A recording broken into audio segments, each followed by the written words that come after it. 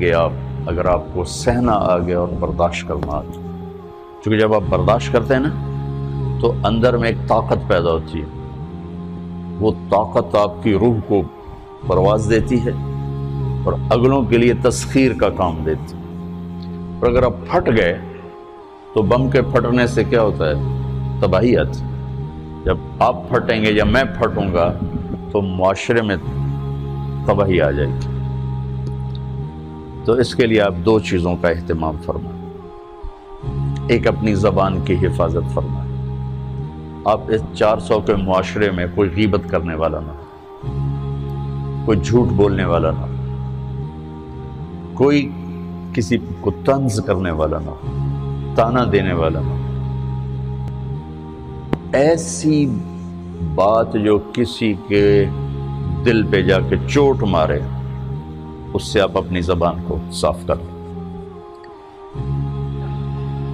کبھی اس پہ قابو پا سکیں گے، کبھی نہیں، کبھی رہ جائے گا، کبھی ہو جائے گا. تو جب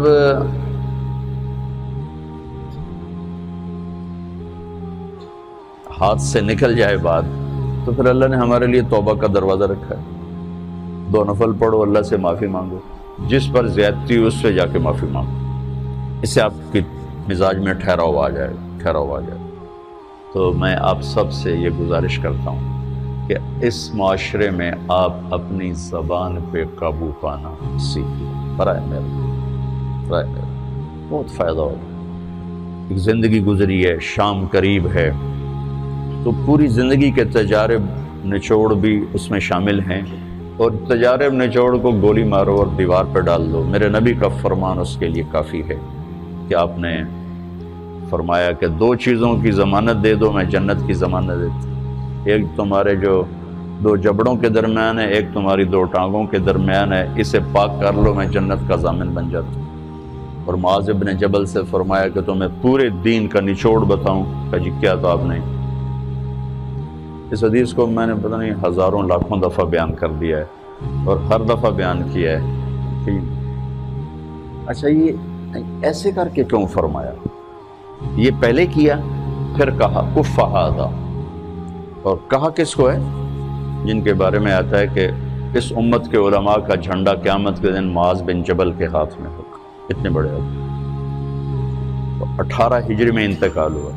1434 ہجری میں اردن گیا تو ان کی قبر سے خوشبو آ رہی تھی.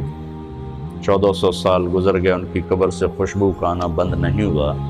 اتنے بڑے آدمی کو کیسے سمجھایا؟ بچے کی طرح. معاذ اس زبان کے قابو. تو آپ سب کو، اپنے آپ کو بھی کہتے ہیں، وہ عرب خطیب کہتے ہیں اوصیکم نفسی اولا وایاکم کر کے عام طور پہ خطبہ شروع کرتے ہیں. تو میں بھی اپنے ذات سے شروع کر کے آپ سے یہ عرض کرتا ہوں بچوں کہ اپنی زبان پہ قابو پانا سیکھو. یہاں اس کی مشق کر لو. یہ چھوٹا سا میدان ہے، چھوٹا ایک تالاب میں ہے. آپ تالاب، یہاں سے نکل کر آپ ایک سمندر میں کودیں گے جہاں کہ رشتوں کی فہرست ہوگی، تعلقات کی فہرست ہوگی، ناگواریوں کے خوفناک خاردار کانٹے ہوں گے. کہیں کہیں پھول ملیں گے ورنہ کانٹوں سے بھرا جہان ہے. اگر آپ نے یہاں پریکٹس کر لی تو پھر آپ اس میدان